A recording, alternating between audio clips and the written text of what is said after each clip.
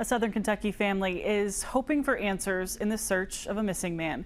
36-year-old Joey Miller hasn't been heard from in 2 weeks. Kentucky State Police are now looking into his disappearance. This afternoon, we were able to talk with Miller's siblings. That is tonight's story new at 5:30. Where is Joey Miller? His siblings, Evelyn Renner, Melissa Powell, and John Ryan, haven't heard from him since June 21st. They met us at this Broadhead Park in Rockcastle County to talk about his disappearance. He's always had contact with at least, us throughout the years.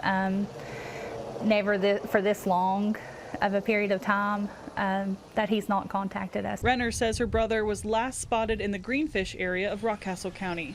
My gut tells me that he's in Rockcastle somewhere. The family is concerned for the 36-year-old's safety. Very much so. Sleepless nights, worrisome, hard to concentrate, unsure. We don't know where to turn. We don't know if he's dead or alive. We don't have anything to go on.